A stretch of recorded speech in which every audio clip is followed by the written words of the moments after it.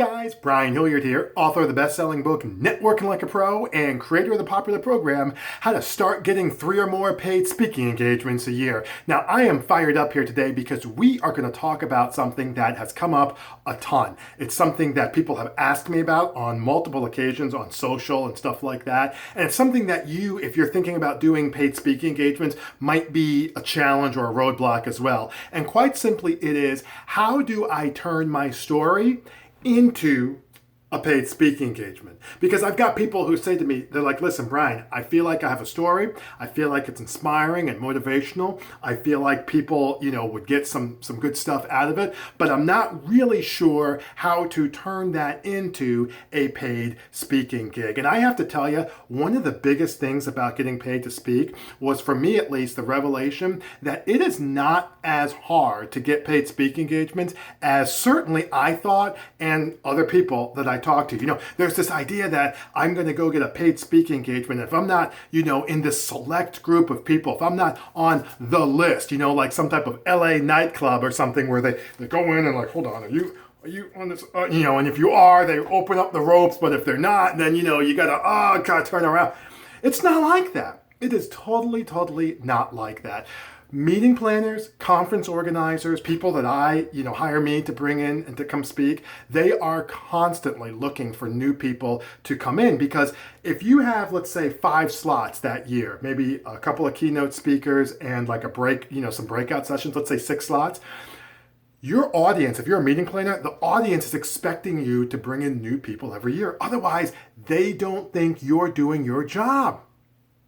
Like, that was a big revelation. So they're actively looking for people to bring in, and they have no problems pulling out the checkbook in order to bring and hire those speakers in. So what we're going to do today is we are going to talk about how you can become one of those paid speakers. And one of the things you can do, obviously, is turning your story into a paid gig. All right, so we have a few points here. First one is you want to make sure that your story is pretty straightforward. All right, that's important. Your story needs to be pretty straightforward. In a perfect world, you want to have a story that is some type of trauma or some type of challenge or some type of adversity, that has taken place. What you do not want is to be like, oh, okay, I was born, I went to grade school, went to a nice college, I graduated, and I decided to become a speaker. And here I am. Like, that's not going to do it, okay? You want to have something, maybe there's a health concern. Maybe there is something like breast cancer. Maybe there was a health scare. You thought you had it. Maybe there's an actual physical condition. I see people who have a physical disability and they're going out and speaking. Whatever the case may be, there needs to be some type of straightforward story that you can relay to people as it is that you're going through this. Okay, so a straightforward story, and usually something that has a degree of adversity or, like I said, a trauma or something like that. Second thing is your story needs to have specific lessons to learn.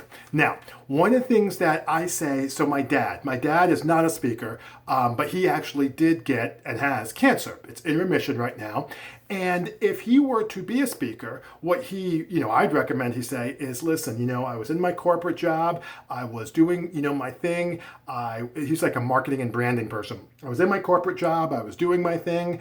I changed and became my own business owner and stuff like that. And then I got a diagnosis, and you just walk people through that. Now, what happens is you want to be able to give actual specific lessons. So like in his case, and I haven't talked to them about this, so this is not me speaking for him, but like he might say, when I was first doing stuff, I thought, when I first got started, I was kind of like this type of person, right? And then when I started my own business, I was this type of person. And then I got the diagnosis, right? And now I became this type of person. So you want to give specific lessons learned along the way that people actually had, And point number 3 is here that this can have some ups and downs. So when you're talking to people, there might, and doing these presentations, it might have some natural ups and downs, and that is totally fine. You want that. Okay, our writer friends call that a hero's journey, if I'm not mistaken.